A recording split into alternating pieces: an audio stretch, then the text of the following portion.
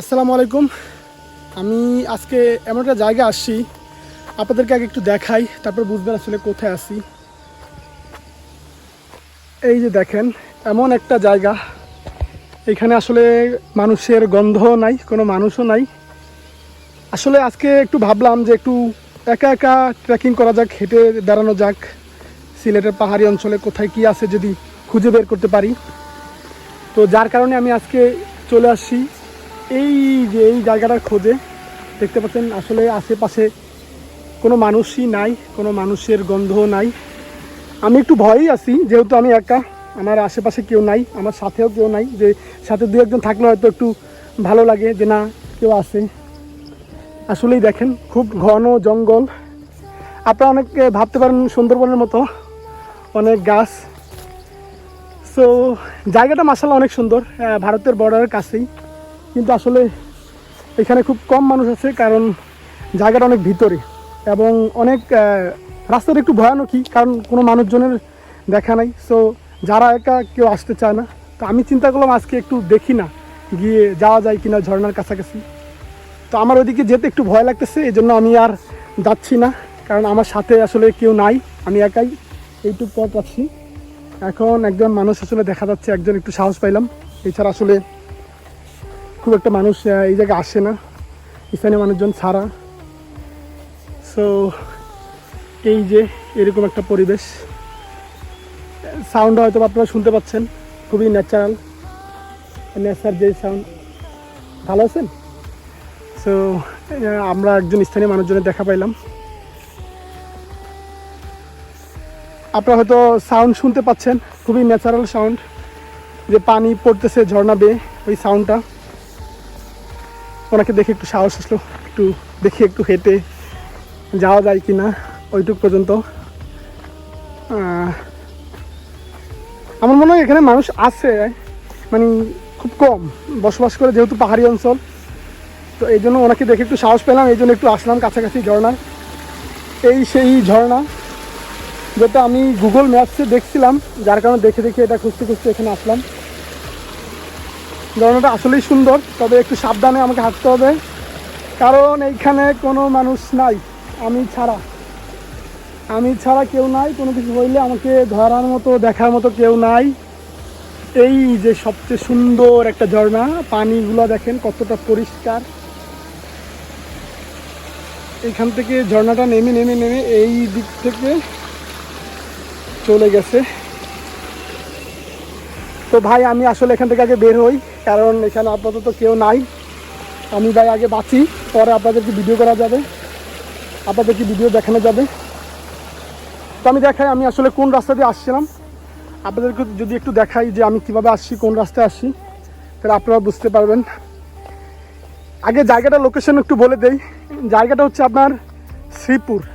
আপনারা হচ্ছে সিলেট থেকে আসার পথে, মানে জাফলং আসার পথে আপনারা যদি শ্রীপুর বলেন বাসে, শ্রীপুর চা বাগান ওইখানে নামলেই হবে।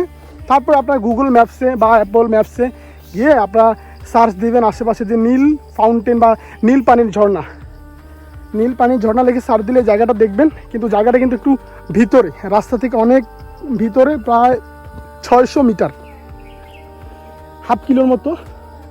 তো এখানে আপনারা আসতে পারবেন হেঁটে হেঁটে, খুব বেশি ঝামেলা নাই, রাস্তা মোটামুটি সহজই, কিন্তু একটু ঘন জঙ্গল। যদি কেউ ভয় পান সেক্ষেত্রে আমার মনে হয় কাউকে সাথে নিয়ে আসাই ভালো। যেমন আমি একটু ভয়ই পাই, যেহেতু কোনো মানুষ নাই, আসলে এরকম জঙ্গলে হাঁটার অভ্যাস খুব একটা নাই। এই যে দেখেন আমি হাঁটতেছি, একটু সন্ধ্যা টাইম, সন্ধ্যা না বলবো যে কয়টা বাজে এখন, 4টা বাজে, কিন্তু ওই যে বৃষ্টি হবে তো, যার কারণে একটু অন্ধকার অন্ধকার, কোনো মানুষ নাই। তারপর জায়গাটা একটু নীরব, যার কারণে একটু ভয়ই লাগে।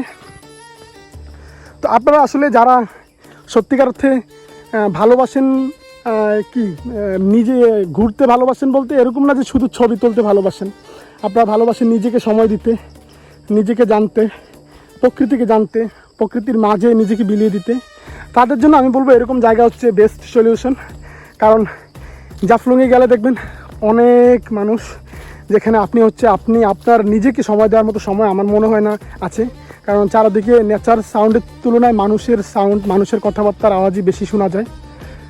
কিন্তু এই জায়গাগুলোতে আপনারা তো শুনতেই পাচ্ছেন, আমার কথা ব্যতীত আর কোনো সাউন্ড আপনারা হয়তো বা মানুষজনের সাউন্ড হয়তো বা পাচ্ছেন না। যা পাচ্ছেন সেটা হচ্ছে আপনার নেচার সাউন্ড। এই যে আরেকটা জায়গা আছে এই দিক দিয়েও যাওয়া যায়, দেখা যাচ্ছে। আমি একটু গিয়ে আপনাদেরকে দেখাই। এটা কিন্তু পাশে কিন্তু ওই যে পাহাড়টা দেখতে পাচ্ছেন, ওটা কিন্তু ভারত। হ্যাঁ, এটা খুবই নিরবিচ্ছিন্ন বর্ডার এলাকা। তো এখানে একটু সাবধানে চলাফেরা করবেন, বর্ডারের খুব কাছাকাছি না যাওয়াই ভালো, কারণ বিএসএফ সবসময় সতর্ক অবস্থানে থাকে। তো আমি এই মুহূর্তে ওই নিচে যেতে চাচ্ছি না, কারণ আমি গেছি কয়েকবার। তো আমার একটু ভয়ই লাগে, কারণ একা একা, মানুষজন থাকলে হয়তো নিচে না, একবারে বর্ডারের কাছেও যাওয়া যায় মানুষজন থাকলে, কিন্তু কেউ না থাকলে একটু ভয়ই লাগে। তো এই যে পরিবেশটা আসলেই সুন্দর, এবং যে রাস্তাটা আসলেই সুন্দর। আপনারা এখানে আসতে পারবেন ফ্যামিলি, পরিজন, বন্ধুবান্ধব নিয়ে আড্ডা দেওয়ার মতো, যদি সময় কাটাতে চান নীরবে, মানে মানুষজন থেকে দূরে থাকবেন। তো আপনি যদি বলেন যে আমি ভাই শহর থেকে দূরে থাকতে চাই, মানুষজন কোলাহল থেকে দূরে থাকতে চাই, আমি আমার মতো থাকতে চাই, তাইলে ভাই আপনার জন্য এই সব জায়গা হচ্ছে বেস্ট। এই জায়গার উপরে জায়গা হয় না। আপনারা সিলেট অনেক ঘুরছেন, যান সাদা পাথর, আপনারা যান ওই ভোলাগঞ্জ, তারপরে বিছানাকান্দি, জাফলং, ফেমাস এইসব জায়গা, অনেক ফেমাস। এইসব জায়গায় গেলে দেখবেন যে অনেক মানুষ, হাজার হাজার পর্যটক। তো সেইখানে আপনি আপনার মতো সময় কাটানোর মতো সময় আমার মনে হয় না পান, বা নিজেকে জানার যে সুযোগ বা প্রকৃতিকে জানার যে সুযোগ, সেই সুযোগ পান না। কিন্তু আপনার এই সব জায়গায় আল্লাহ কি বলবো, দেখেন কোনো মানুষের গন্ধ পাওয়া যায় কিনা। এক দুইজন ওই যে মাঠে কাজ করতেছে নৌকা নিয়ে, আর ওইটা হচ্ছে ভারতের ওই যে সীমানা, আপনারা দেখতেই পাচ্ছেন ভারতের বর্ডার। এই ছাড়া কিন্তু খুব একটা মানুষজনের দেখা এখানে নাই। এই ছোট্ট একটা ঘর আছে, এখানে হয়তো যারা পাথরের শ্রমিক, পাথর খনিতে কাজ করে, তারা হয়তো বা এখানে থাকে। এছাড়া আসলে খুব মানুষজন নাই। আপনারা দেখতে পাচ্ছেন আসলে মাশাআল্লাহ জায়গাটা কত সুন্দর, কিন্তু এই সৌন্দর্যের তুলনায় এখানে মানুষজন, পর্যটক নাই, কারণ এই জায়গাটা ভাইরাল হয় নাই, জায়গাটা ফেমাস না। তো আমি চাই না এইসব জায়গা ভাইরাল হোক, মানুষজন খুব বেশি আসুক। আমি চাই তারাই আসুক যারা আসলে প্রকৃতিপ্রেমী, যারা প্রকৃতিকে ভালোবাসে, যারা হচ্ছে ঘুরতে ভালোবাসে একা একা, বা ট্রেকিং করতে, হাঁটতে ভালোবাসে একা একা। তাদের জন্যই আমি চাই এই জায়গাটা উন্মুক্ত থাকুক, ভাইরাল না হোক, আর তারাই আসুক, তারাই এনজয় করুক। এখানে অনেক, সিলেটে অনেক বেশি গরু পালন করা হয়, আপনারা জানেন। সে প্রত্যেকটা জায়গায় দেখবেন যে এরকম গরু ছেড়ে দেওয়া আছে, ওরা ঘুরে ঘুরে ঘাস খায়, খাবার খায়।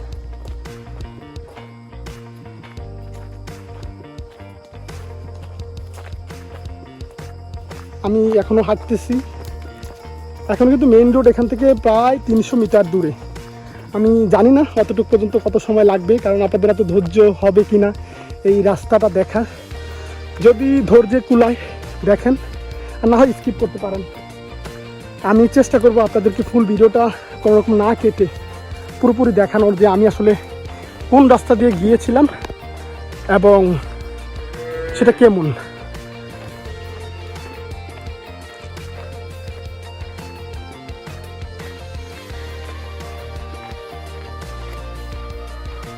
আমার আসলে এই যে এখন ভালো লাগতেছে, কারণ আমি ফিরে আসছি। যখন যাই তখন একটু ভয় ভয় লাগে বুকের ভিতর, যে যাব নাকি যাব না, কি হয় না হয়, কেউ নাই বা চিনি না, যেহেতু আগে থেকে জায়গাটা চিনা না, আমার একটু ভয় লাগে। আর যখন ওই জায়গা গিয়ে ওইখান থেকে আবার ফিরে আসি, তখন আসতে আবার ভালো লাগে, তখন আবার খুবই আনন্দ লাগে যে না, জায়গাটা আমি চিনতে পারছি, ঘুরতে পারছি। তো এখন একটু ভালো লাগতেছে, নিজের কাছেও একটু শান্তি লাগতেছে যে না, ঘুরে আসা গেছে, এখানে কোনো রিস্ক নাই, বিপদ নাই। তো আমি বলবো আপনারাও যেতে পারেন, তবে একা যে কোনো জায়গায় না যাওয়াই ভালো আমার মতো। চেষ্টা করবেন সাথে বন্ধুবান্ধব নিয়ে যাওয়ার, সমবয়সীদের সাথে আড্ডা দেওয়ার, তাইলে হয়তো বা একটু রিস্ক থাকলেও কম থাকবে সেটা। এই দেখেন জায়গাটা, এই রাস্তা দিয়ে আমি গিয়েছিলাম, এখন আবার ব্যাক করব। পাহাড়ের ঢাল বেয়ে বেয়ে পানি যাচ্ছে নিচের দিকে।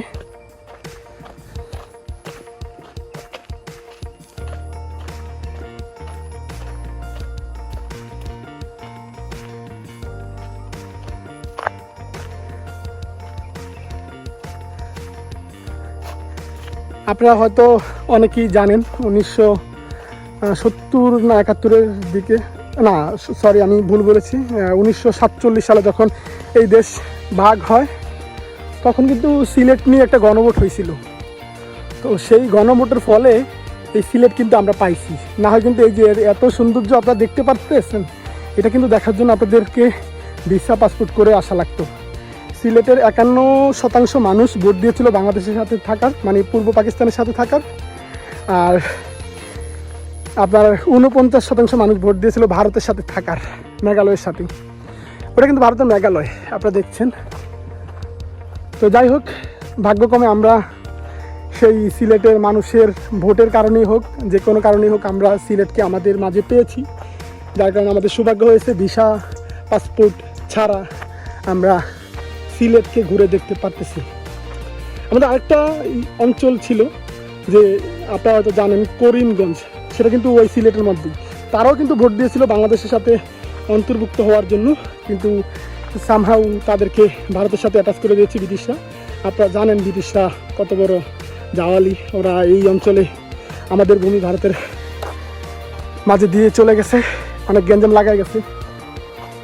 সো যাই হোক, লাকিলি আমরা হয়তো অন্তত এই ভূমি সিলেট, এত সৌন্দর্য, বাংলাদেশের সুন্দর নগরী যেটা বলে, সুন্দর সিটি যেই শহর, সেই শহরকে আমরা পাইছি আমাদের মাঝে, ভোটের মাঝে। আমরা কিন্তু অনেকটা রাস্তার কাছাকাছি চলে আসছি। ওই যে ওইদিকে রাস্তা, আমি চিন্তা করলাম একটু চা বাগানটা ঘুরে আপনাদেরকে দেখাই যে চা বাগান আসলে দেখতে কেমন। এই যে চা বাগান, এই যে এগুলো চা গাছ, খুব ছোট ছোট, খুব বেশি লম্বা হয় না, কিন্তু সবচেয়ে বড় ব্যাপার হচ্ছে চা বাগানে অনেক বেশি যোগ থাকে। যোগ হয়তোবা আমি আমার আঞ্চলিক ভাষায় বলতেছি, তো হয়তোবা আপনারা চিনতে পারেন, আবার কেউ চিনবেন না যোগ আসলে কি। তো চা বাগানে যোগ থাকার চান্স বেশি, এজন্য একটু ভয়ে ভয়ে সাবধানে হাঁটাহাঁটি করি আমি। তারপরে আপনাদেরকে একটু দেখাই যে চা বাগান দেখতে কেমন। বিশাল এলাকা, ওইটা উঁচু পাহাড়।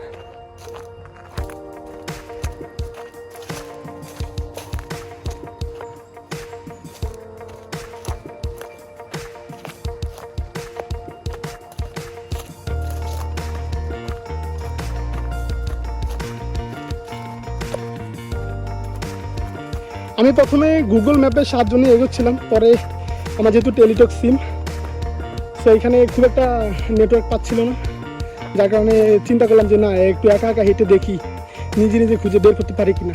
পরে আস্তে আস্তে হাঁটলাম এদিকে রাস্তা ধরে, পরে আলহামদুলিল্লাহ পাইলাম ঝর্ণাটার দেখা। তো একটু আগে দেখলাম একজনকে এই জায়গায় গোসল করতেছি, বুঝতে পারছেন পাহাড়ে পানির কি সংকট। এখানে তো তাও সিলেটে মোটামুটি পানি আছে, কম সংকট।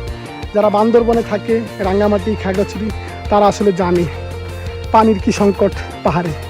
তারা 2 দিন 3 দিন পর গোসল করে, পানি পায় না। তো পানি আসলেই পাহাড়ে খুবই গুরুত্বপূর্ণ, আর আমরা যারা ঢাকা শহরে থাকি তারা কী পরিমাণ পানি অপচয় করি আমরাই জানি। তো আমি আশা করব আমরা নিজেরাই অপচয় রোধ করব, পানি সঞ্চয় করব। পানি আল্লাহর দেন একটা নেয়ামত, এই নেয়ামতকে আমরা ভালোভাবে যাতে ব্যবহার করি, আমি সকলের কাছেই কামনা করি। আমি এগিয়ে যাচ্ছি রাস্তার দিকে। রাস্তা এইদিকেই একটু উঁচু, খুব বেশি না, হালকা। আপনারা হয়তো বা খেয়াল করতে পারেন যে হালকা উঁচু আছে, কারণ আমরা একবার নিচে চলে গিয়েছিলাম। এই যে এই দিক দিয়ে দেখলে বোঝা যায় একবারে ঢালু। ফার্স্টে একবার কিন্তু আমি ভুলে কিন্তু এই রাস্তায় ঢুকে গেছি, এটা কিন্তু খুবই ভয়ানক, একটু মানে ভয়ই লাগছিল, এমন যেন অন্ধকার কৃপা। পরে আমি বের হয়ে আসছি।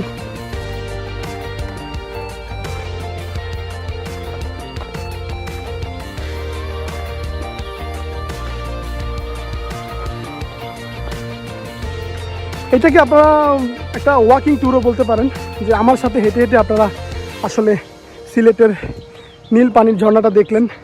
এখানে খুব বেশি তথ্য নেই, এত সময় ধরে দেখার মতো ধৈর্য আসলে এখন মানুষের নেই। মানুষ এখন খুব ছোট ভিডিও দেখে, রিলস দেখে। কিন্তু আমি আসলে এই এত বড় ভিডিও করার মূল কারণ হচ্ছে পুরো রাস্তাটা আমি আসলে ওইখান থেকে ব্যাক করা, যে রাস্তাটা আমি যেই জায়গাতে গেছি আপনাদেরকে দেখাইলাম, যাতে আপনারা এটা দেখে অন্তত যেতে পারেন যে এদিক দিয়ে যাওয়া যায়। যার প্রয়োজন নেই, আপনার দরকার নাই ফুল ভিডিও দেখার, স্কিপ করতে পারেন। বাট যাদের প্রয়োজন তারা দেখে বুঝতে পারবেন যে আসলে কোন দিক দিয়ে যাওয়া যায়।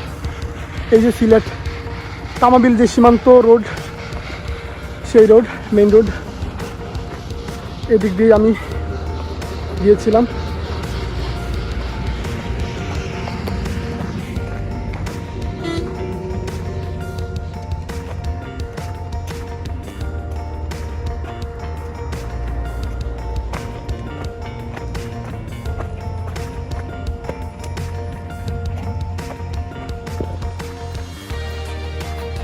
তো সবশেষে একটা কথাই বলবো, জীবনে যত বেশি ঘুরবেন, যত বেশি নিজেকে সময় দিবেন, তত বেশি নিজেকে জানবেন, প্রকৃতিকে জানবেন।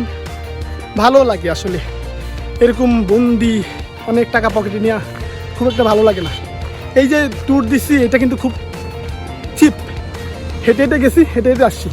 জাস্ট বাসা থেকে কিন্তু আসতে ভাড়া লাগছে 20 টাকা। এই খুব বেশি টাকার আসলে প্রয়োজন নাই, যদি আপনার ইচ্ছা থাকে ঘোরার মতো, তাহলে আপনার আসলে টাকার আসলে খুব বেশি প্রয়োজন নাই। আপনি চাইলেই ঘুরতে পারেন। আপনি চাইলে চিপ ট্যুরের মাধ্যমে নিজেকে কী বলে আনন্দ দিতে পারেন, নিজেকে সময় দিতে পারেন। চেষ্টা করবেন বছরে অন্তত একবার দুইবার বিভিন্ন ট্যুরিস্ট স্পট, ন্যাচারাল জায়গায় ঘোরার, তাহলে দেখবেন ভালো লাগবে। জীবনের মর্ম, জীবনের আসল মহত্ব এটা বুঝতে পারবেন। তো আমি আজকে আসি। আসসালামু আলাইকুম, ভালো থাকবেন। আমি চেষ্টা করব সিলেটের আরও সুন্দর সুন্দর জায়গা আপনাদের মাঝে তুলে ধরার।